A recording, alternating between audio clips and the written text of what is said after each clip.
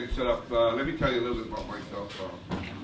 I actually did my master's thesis on the period from 1820 to 1832 because I was interested in finding out how literate were Hawaiians after missionaries arrived. And I had heard rumors that they were one of the most literate people in the world. I couldn't pin down any source that could substantiate that. So my project became, let's read everything. And so I spent months in that archives. And I appreciate stuff like this where now you can just go in your home and do it. You know, oh, you're not open today? Oh, okay. Oh, it's closing pretty soon. I gotta wait real fast and everything. That went on for months and months. And then finally, as I got through with it, I guess because Tom started noticing me hanging around there all the time and everything, they asked me to join their board.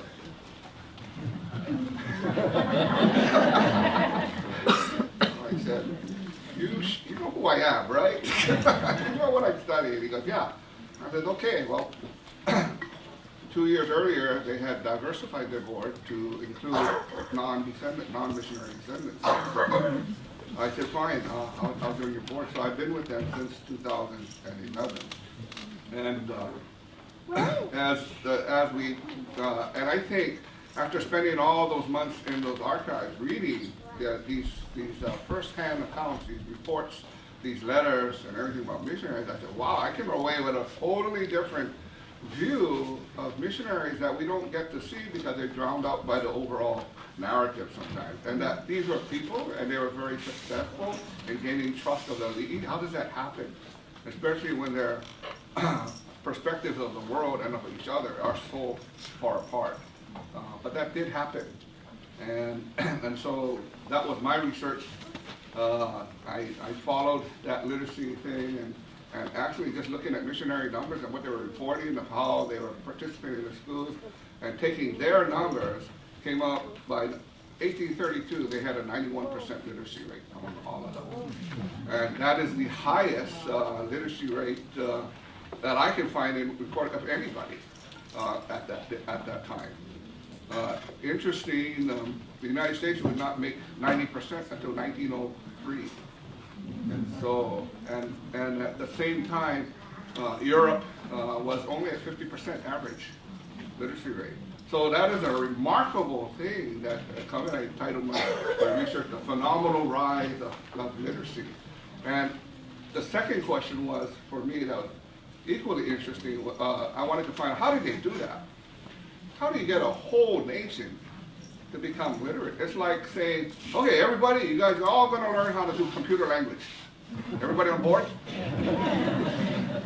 Not going to happen. And yet they were able to do that. So I'm now a PhD candidate in the history department, and my dissertation actually is looking at that, because one of the things that I found out when I tried to look for, maybe they have some special way of teaching, special way of learning, and I didn't find that. Instead, what I started to see very clearly was how they govern themselves. And so that becomes my focus of my education. So now you know who I am. I sit on the board, Tom asked me to do that. Whoa, we got a pretty power-packed board already, right? And then I filled in a spot, then they got somebody else says, okay, you can take me off, and he says, no, we're going to keep you on, so that's why you stopped. Okay, so first thing I want to talk about is the Iliad. Oh, that's kind of weird, right? Okay, the Iliad, written by Homer, okay, was first translated into English in 1581. Since then, 96 translations. So it's kind of interesting to think about that. So this was an article that came in the New Yorker in 2011, October, and it was Englishing the Iliad, Grade 4 Bible translation. And what's really interesting about the article is that even though people have translated over almost 100 times, they were still looking at it and finding gems in those translations, and amazing things that were coming up. And so when I look at the chief's letters and everything, we're probably right at the first one, right? We're at that first level, okay? So they did a wonderful job of doing that initial translation. I mean, I know how much work that took. Okay, that was a lot of work. And I think Puakea, when he said 15 hours, that's being real conservative. That's all they admit to. That's all they get But what that does, it makes the general ideas of all that record available to a lot of people now. And more importantly, from other disciplines, right? From different, from maybe gender studies, from, political science studies, or different kind of disciplines can come in and start looking over those things and go, wow, I want to get more on this, right? I want to understand exactly what's happening. So guess what's going to happen? They're going to have to go to the Hawaiian worker, and they're going to have to either take a Hawaiian language or appoint somebody who can maybe fine-tune that a bit. And I think that's where the value comes in for works like this. Somebody got to start it, somebody got to get it going, and then what happens, everybody gets to participate. And as we get to participate, we enrich. We enrich the history, enrich what we're studying. Now, I say this because I'm going to go over their translation. So, you can either turn away or don't get mad at me, though, okay? But basically what I did, I took a letter, because I looked at all the letters from 1823 to 1832, and then I picked one. The problem with these kind of letters is that you get so involved, it's hard to give up, right? And you end up, wow, 3 o'clock in the morning already. And you just keep on going because you're learning so much new stuff. So I kind of want to take you through one of the processes. So I took their work, okay, and they did a wonderful job of annotation, of setting it up so that it's kind of like a research paper. You're looking at somebody's research and what they did. You don't have to reinvent the wheel. Okay? But when you go back, you can say, okay, this is where they got that. Let me go check that. I'm going to go look at that. And now I have, as a historian, I have a historical context that I want to add to this, right? Because I think there's something wrong with this. Not wrong with the translation, but I think I can add something that changes the message. Right? Okay. So the letter I chose was contained in file number 52. It's a letter from Kalei Laimana. Anybody know who Kalei Laimana was? Pretty important person. Okay? He's sometimes been termed the premier of that time. He was critical to the missionary effort. Okay? Without Kalei Laimana, I think they probably would have had a lot harder time getting started. But anyway, we know very little about him, because all that we know about him was other people wrote about him. But here we have a letter that he wrote. So it gives us a chance to see what kind of person is writing this letter. So here's a letter that they translated, and we'll just kind of read it through quickly, okay? No criticism. This is hard work. Okay. Here is my greetings to you, Mr. Bingham. And this is the English translation. I didn't want to really take that much time to, but here's my message to all of you, our missionary teachers. I'm telling you that I have not seen your wrong. If I see you to be wrong, I will certainly tell you all. No, all that is needed is for you folks to give us literacy. We learn it, we give us the Word of God, and when we heed it, our women are prohibited. For we have learned the Word of God, then the foreigners come to fetch them, doing damage to our land, the foreigners of America and Britain. Lest you all become angered, we are to blame for your wrong, and not all of your foreigners. Here is my message according to the word of Jehovah. I have given my heart in God, and my body and my spirit. I have devoted myself to the Church of Jesus Christ. Have a look, Mr. Bingham and company, at my message. And if you want to write my message to America, to our chief, that is up to you. Okay, so don't tell me who did it. You can point to Puakea, please. Okay, so again, who is Kalei Laimana? Okay, what is he? This is an important question. So he is not the highest ranking of the E, but yet Ka'ahumanu, who is the highest ranking at that time, and Kamehameha III, Kaukioli, they defer to him. They always defer to him. And the question I always ask, why? right? Why? Okay, so let's go back and retranslate something. So for the first one, here's my message to all of you, our missionary teachers. I'm telling you that I do not see you're wrong. If I see you're wrong, I will certainly entertain you. Greetings to you, Mr. Bingham. Here are my thoughts to you, missionary teachers and us. I say to all of you, I see there's no wrong in you. If I did see wrong in you, I would have told you. Okay, a little bit different approach to it, because Kalani Moku being seen as the father leader, the kaiku ana of them, and understanding that the historical events that happened right at this time during 1826 is when the dolphin and the came in, and because there were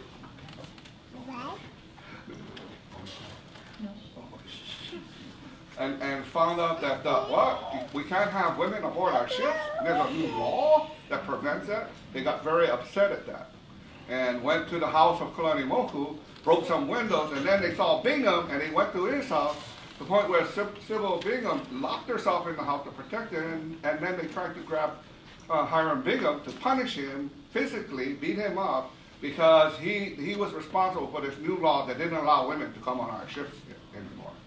Okay, and the Dolphin is an American ship, right? So here's the Dolphin, Captain Percival, is here for one purpose: to settle the debts of the Li'i with the merchants. But because his crew are not allowed to have women, he forgets what his purpose is there, and he takes this other course. Okay? So, what was the wrong? The wrong that happened. That's what they're talking about, that incident with the Dolphin. Because 8 months later, when this letter is written, okay, another ship comes in, right? And that ship is headed by Catesby Jones, and what he starts to tell them, he says, okay, yeah, he was wrong and everything, but we need to settle these debts. So Hawaiians look at this and go, okay, this person is not so bad. But they also realize, oh, we have this debt we have to settle. Otherwise, we would lose our kingdom. So, secondly, no, all that is needed is for you folks to give us literacy. We learn it, give it us the word of Christ, of God, and when we heed it, our women are prohibited. So this is that idea of not allowing women to come on. For we have learned the word of God, then the foreigners come to fetch them, doing damage to us. I translate it as, have you not been upright with us by giving to us the knowledge of reading and writing? And haven't you given the word of God to us? And that we should protect the sacredness of our women? I have learned the word of God and of the foreigners attempt to try and take our land, namely the foreigners of America and Britain. We start to get a sense of this letter now as Kalani Moku, as the statesman, right? As the person who's trying to now take care of his people who are feeling pretty bad after this incident, okay? And also the missionaries who also were involved in this. Next one says, lest you all become angered, we are to blame for all your wrong and not all of you, your foreigners. Instead, possibility, you are angry. Possibly you are angry. Was it wrong with us or you? You foreigners. No, he's meaning Bingham and company, right? You foreigners were not wrong. That's a pretty strong statement, right? And yet, this incident that happened with the Dolphin is going to have repercussions later on. It's going to go actually to the highest levels of the American government, because the missionaries, you know, they are incensed that here we have an American warship come and they attack us, right? And so they're making their contacts back to the United States, and they're saying, and it becomes an ongoing thing. Okay. Finally, here's my message according to the word of God. Jehovah, I have given you the heart to God, and my spirit, I've devoted myself to the church for Jesus Christ. I will look, Mr. Bingham, and company at my message, and if you want to write my message to America, to our chief, that is up to you. I translate, here are the words of Jehovah.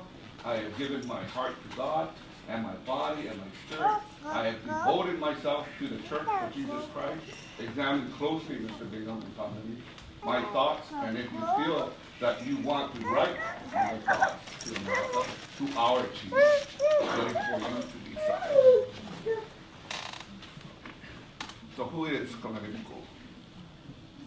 Changes our whole perception of him. Once we start to, and I'm sure that even this translation is going to go get many more revisions, which it should be, because that's healthy, right? And we get to know them even better. Because the one value of, I think, of learning from the past, or looking back to the past, is that we learn from past mistakes, but also past triumphs. And one of the things we don't have and haven't had for a long time is the native voice. And this does it. This helps to bring it. Still needs to be contextualized, still needs to be looked at from different angles to really to get closer and closer to what was happening and maybe determine the history, but I think it's important. So who is Kalei Laimana? He's a statesman. He is the kaikuana. He is the eldest one whom everybody all ali'i have implicit trust in. He is also the person that the missionaries have implicit trust in. When he dies, they call him the iron cable of the Sandwich Isles because he was so strong and everything. Once he said this is it. Not going to change. There's a letter no iau or Hawaiian proverb called a kakavale no kaumaika ohu. Now, kaumaika ohu is a hill in Kau. It's far off. It's very small, but it's usually covered in mist. And so when they say this, they're saying, okay, wait. Once the mist clears and you can see kaumaika ohu, then you know what it's all about. Thank you.